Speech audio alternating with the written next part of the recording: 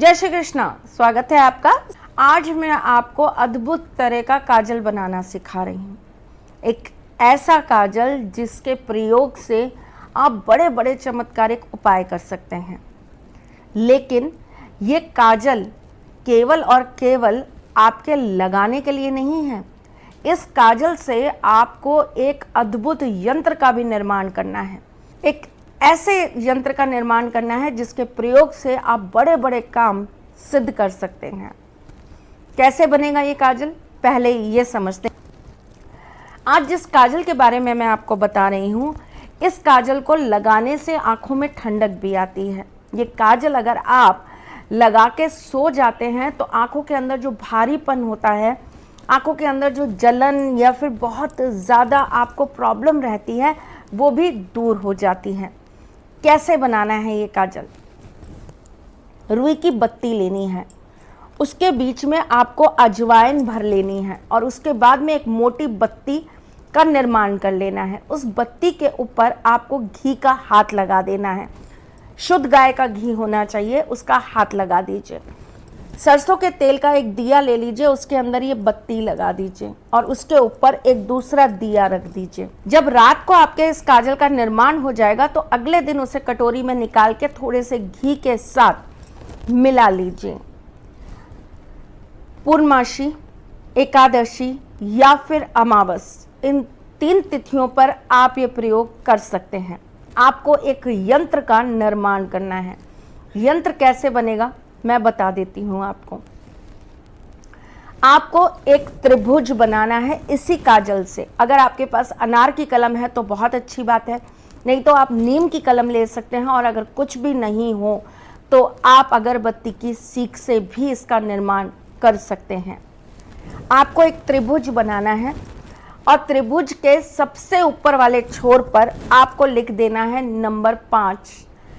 उसके बाद में आपको साइड में यानी कि लेफ्ट साइड में आपको लिख देना है नंबर 3। उसके बाद में राइट हैंड साइड पर आपको लिख देना है नंबर 7। बीचम बीच त्रिभुज के आपको लिखना है नंबर 1। उसके बाद आपको इसके नीचे लिखना है ओम कृष्णाय नमः। इसको आपको फोल्ड कर लेना है। अगर हो सके तो ये भोजपत्र पे बना लीजिएगा। अगर आप भोजपत्र पे ना बना पाए तो नॉर्मल वाइट पेपर पे बनाइएगा।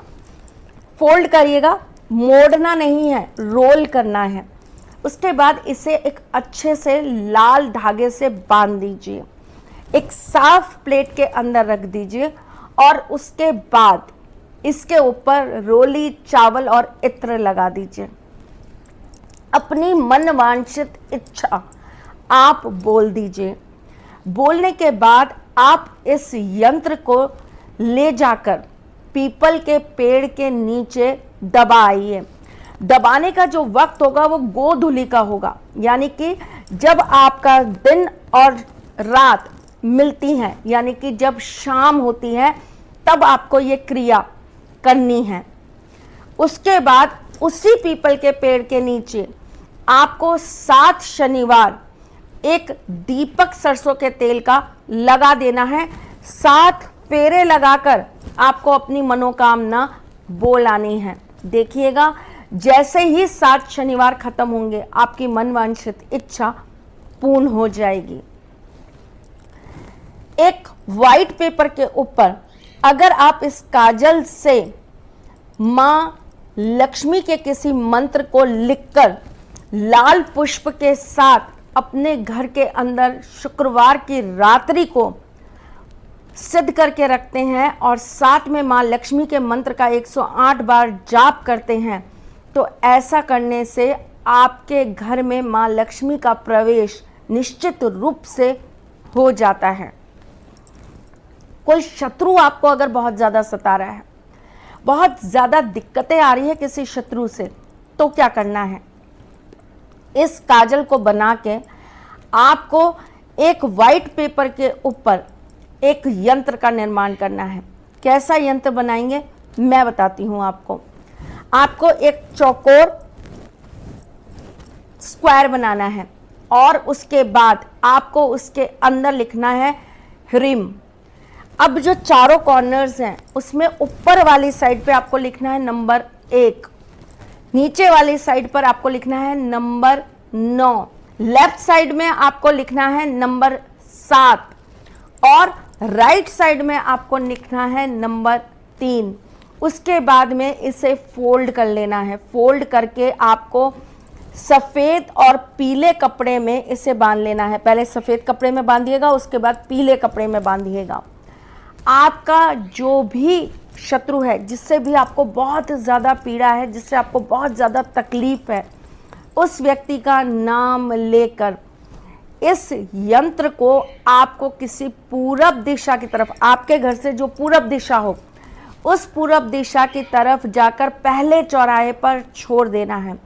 ये कार्य आपको शनिवार के दिन करना है। ऐसा करने से आपके जीवन के अंदर आपके गुप्त शत्रुओं से आपको मुक्ति निश्चित रूप से ही मिल जाएगी।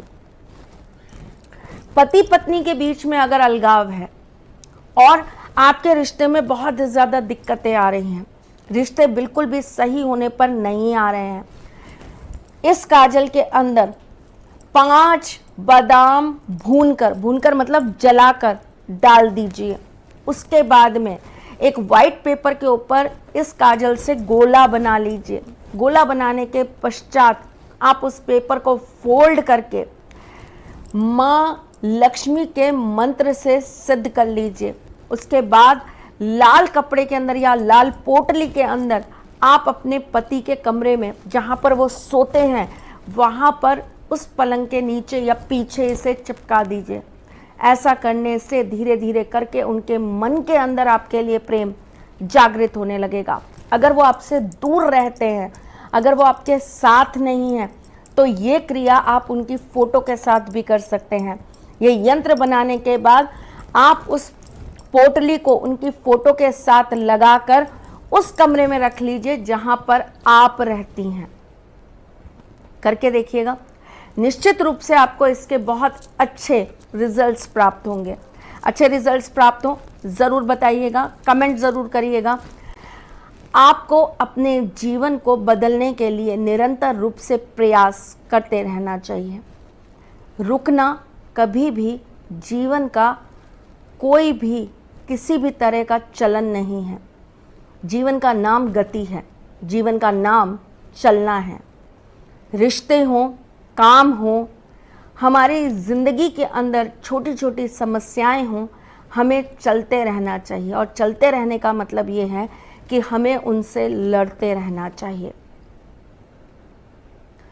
समस्याएं हैं तो समाधान है। समाधान एक चीज़ से नहीं होगा, दूसरी से होगा, दूसरी से नहीं होगा, तीसरी से होगा, पर होगा ज़रूर। देखिए, अगर आप किसी विशेष व्यक्ति को लेकर समाधान कर रहे हैं तो ज़रूरी नहीं ना कि आप जो चीज़ कर रहे हैं वो उनके ग्रह एक्सेप्ट कर लें।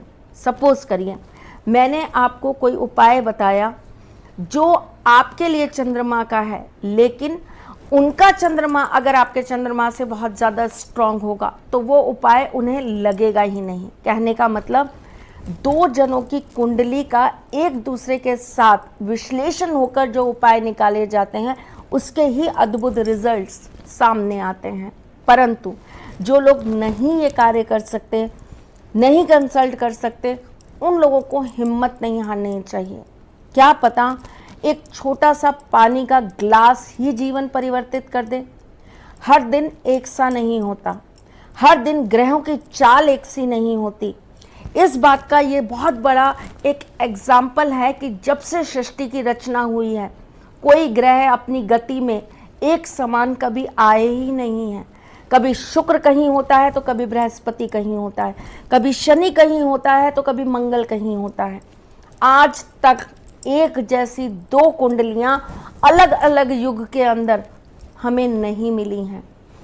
इसीलिए जब ग्रह चलते हैं, उनकी गति चलती है, उनका चलन चलता है, उनका चलना निश्चित होता है, तो हमें भी प्रयोग उपाय करते रहना चाहिए।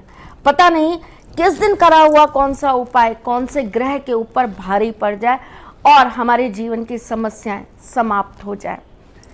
पॉजिटिव सोचिए, अच्छा सोचिए, अच्छे विचार, अच्छे भाव से काम करिए।